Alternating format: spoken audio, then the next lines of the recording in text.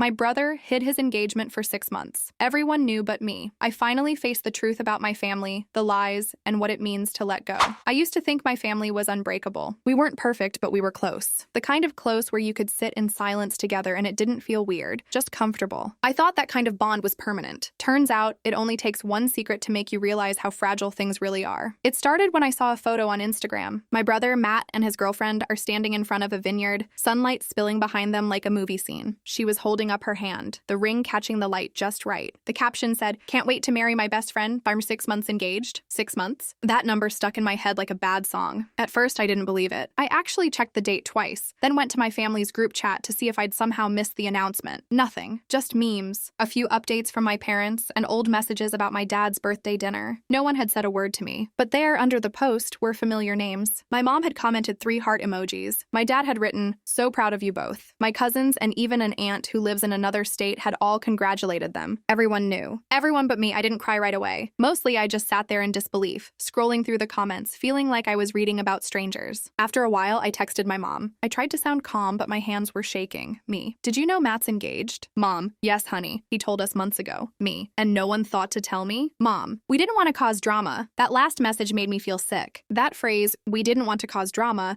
has always been her way of saying I'm too emotional, too reactive, too much. I just stared at the words until they blurred. Then I put my phone down and went for a walk around the block because I couldn't breathe. When I got home, I started replaying everything in my head. Matt and I used to be so close. We grew up like a team, only 2 years apart, always in each other's corners. We'd spend summers biking around town, planning imaginary adventures, and making fun of our parents' music. He was my best friend long before I even knew what that word really meant. Somewhere along the way, we drifted. I think it started when his long-term girlfriend, Rachel, found out he'd been cheating on her. He told me first, said he'd messed up. I remember sitting there, not even sure what to say. He kept trying to downplay it, like it wasn't a big deal, like Rachel was being dramatic. And I couldn't let it slide. I told him he was being selfish, that he'd destroyed something good. He told me to mind my own business. After that, things were never the same. He stopped calling, stopped visiting. When we did talk, it was all surface level. Holidays, birthdays, small talk that went nowhere. And apparently, during that silence, he built a whole new life without me in it. The thing that hurts most isn't even the secret. It's how easily they all agreed to keep it. My mom's excuse makes it sound like they sat down and decided I'd be the problem if I knew. Like they had a conversation where someone said, "Don't tell her. She'll make a scene," and everyone nodded. I tried to text Matt that night. I kept rewriting it over and over. Everything I typed sounded either too angry or too desperate. In the end, I just sent, "Congrats. Wishing you both the best." He never replied. It's been 3 days, and I still can't stop thinking about it. Every time I pick up my phone, I hope for a message from him that says it was a misunderstanding,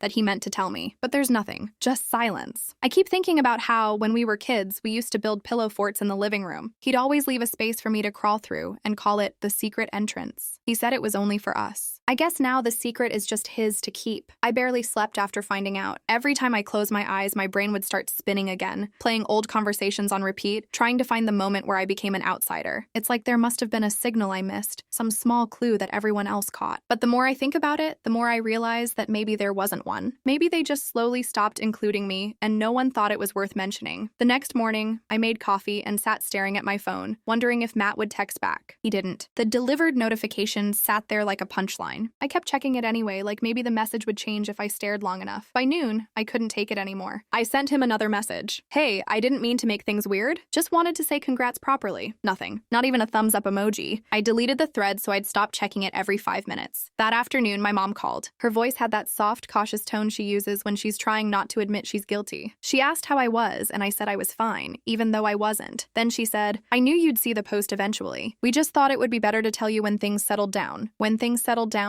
I said. "It's been 6 months, Mom. How much more settled could they get?" She sighed like I was being unreasonable. "You know how sensitive things have been between you and your brother. We didn't want to make him uncomfortable." That was it. That was the explanation. His comfort mattered more than my inclusion. I told her I had work to do and hung up before my voice cracked. For the rest of the week, I kept quiet. I muted our family group chat, avoided social media, and ignored calls. I didn't want to hear about wedding planning or venues or anything that would remind me I was an afterthought. I told myself I didn't care, but it's a lie you can only repeat so many times before it starts to sound pathetic. By the weekend, my mom texted again, family dinner Sunday night. Everyone's coming. You should come too. I almost said no. I didn't owe them my presence. But curiosity or maybe pride won. I wanted to see their faces, to see if they'd look guilty or if they'd pretend nothing happened. When I got there, the house smelled like garlic bread and something baking in the oven. The table was set for 5. My parents, Matt, and his fiancée Emily were already sitting in the living room, laughing at something on TV. When they saw me, the room went quiet for half a second too long. Then my mom stood up and hugged me like nothing was wrong. "Look who's here," she said too cheerfully. Matt smiled, but it didn't reach his eyes. Emily smiled too, polite but nervous. I could tell she'd been prepped before I arrived. Dinner was fine, I guess. If fine means pretending not to notice the tension sitting in the middle of the table. My parents asked about work. Emily complimented the salad. Matt barely looked at me. I waited for him to bring it up, to say something, anything, but he didn't. So I finally did. "So," I said, keeping my tone as neutral as possible. "Congratulations. When's the wedding?" Emily perked up instantly. "June," she said. "We're keeping it small, just close family and a few friends." She smiled again, but it faltered when she realized what she'd just said. "Close family." Matt cleared his throat. "Yeah, we didn't want a big thing. It's simpler that way." He still wouldn't look at me. I nodded and focused on cutting my food, pretending not to feel the heat in my face. My mom jumped in to fill the silence, talking about flowers and catering. My dad asked Matt about work. Everyone carried on like it was a normal family dinner, except it wasn't. I was there, but not really part of it. I was a guest in my own family. When dessert came out, Emily asked if I wanted to help with invitations. I think she meant it kindly, maybe as a peace offering, but the words hit wrong. I told her I'd have to see if I was available that weekend. She smiled awkwardly and didn't press. When I left, my mom hugged me too tightly and whispered, "See, this wasn't so bad." I smiled for her because that's what I always do. Then I got in my car, shut the door, and cried the whole way home. Not because of anger, at least not only anger, but because I realized this is what it's going to be from now on. I'll always be the one on the outside looking in. They'll invite me out of obligation, not affection. They'll smooth things over for appearances, not for connection. The next morning, I woke up to a text from Matt. 2 words. "Thanks for coming." I stared at it for a long time, then typed back, "Of course. You're my brother." He didn't respond. He probably never will. A week went by after that dinner. No one reached out. My mom sent a photo of her garden one morning with a caption that said, "The tulips are finally blooming," as if nothing had happened. My dad liked a post I shared about a book I was reading. Matt and Emily kept posting engagement updates, venue tours, cake tastings, just saying yes to the dress moments. I didn't comment. I couldn't bring myself to even click the heart icon. I kept telling myself I was done caring, but it's strange how pain lingers in small ways. I'd open my phone without thinking, check the family chat, scroll, and then remember. Every time I saw their names, that heavy feeling returned, like I'd swallowed a stone that wouldn't go away. One night, I went to dinner with my best friend, Lily. She's been listening to me talk about this for weeks. We were halfway through our food when she said, "You should tell him how you feel, properly, not just texts. Call him, or go over there." I told her I didn't want to make things worse. She rolled her eyes. "You're not the one who made it worse, he is. Don't let them make you feel like you're hard to love." That line stuck with me. I thought about it on the drive home, lying in bed, brushing my teeth. Don't let them make you feel like you're hard to love. The next evening, I did something impulsive. I called Matt. No text, no warning, just called. It rang twice before he picked up. His voice sounded surprised, guarded. "Hey," I said. "Hey," he said back. "I just wanted to talk. Not fight. Just talk." He sighed and I could hear background noise. TV, maybe Emily talking to someone. "Okay," he said finally. "What's up?" I asked him why no one told me. Why did it have to be a secret? There was a pause. Then he said, "Because I didn't think you'd be happy for me." I laughed, even though it hurt. "You didn't even give me the chance." He said, "You've always made things complicated." I didn't want drama around something good. That word again, drama. It's like a family curse. I wanted to scream that caring isn't drama, that being honest isn't chaos. But I could tell it wouldn't matter. He'd already decided who I was in his story, the difficult sister who couldn't just let things go. So I said, "Okay, I get it. I really do. I hope you're happy, Matt." He didn't answer right away. When he finally did, his voice softened a little. "I didn't mean to hurt you." "I know," I said. "But you did." We sat there in silence for a few seconds before he said he had to go. I told him goodbye and hung up. It felt like closing a book I'd been trying to finish for years. After that call, something shifted. I wasn't less sad exactly, but the sadness stopped being sharp. It dulled into something quieter. Acceptance, maybe. Or just exhaustion. I stopped checking their posts. I muted everyone who kept talking about the wedding. I went on long walks after work, trying to remember what my life felt like before all of this. A few days later, I got a letter in the mail. It was an invitation to their wedding. Cream-colored envelope, gold lettering, everything elegant and simple. My name was written neatly on the front. Inside, it said, "We would be honored to have you celebrate with us." There was a handwritten note from Emily that said, "Hope you can make it." Nothing from Matt. I held the card for a long time, tracing the edges with my fingers. I expected to feel angry, but mostly I just felt tired. It was an invitation, sure, but it wasn't an apology. I put it on my fridge with a magnet. It's still there. I look at it sometimes when I'm making coffee, trying to decide if I'll actually go. Part of me wants to. Not for them, but for myself. To prove that I can show up. up, that I can exist in that space without shrinking. But another part of me thinks it might be better to let that chapter close quietly. Maybe not every wound needs to be reopened just because it's healed enough to stop bleeding. Either way, I know now that I can't keep waiting for my family to choose me. I have to choose myself. For the first time in months, that thought doesn't feel like loss. It feels like relief. The wedding is tomorrow. I've had the invitation sitting on my fridge for weeks, and every morning when I make coffee, I look at it like it's a question I still don't know how to answer. My mom called twice this week to ask if I'm coming. I told her I hadn't decided yet, which isn't really true. I decided the moment I got it. I just couldn't say it out loud. I'm not going. It's not about holding a grudge. I don't hate Matt or Emily or even my parents. I just can't sit there and pretend everything's fine. I can't smile through vows and family photos when I know I wasn't supposed to be part of this story until it was already written. I've spent so long twisting myself to fit into a family that stopped making space for me, and I'm done. Tonight, I drove out to the lake near where we grew up. It's the place we used to go every summer as kids, back when things were simple. I parked by the edge and sat on the hood of my car, watching the water move under the streetlights. It was cold, quiet, peaceful in a way I hadn't felt in a long time. For a while, I thought about what it would be like to see him tomorrow, standing there in his suit saying, "I do," and whether I'd feel that same ache again. But the truth is, I think I've already done my grieving. When we were little,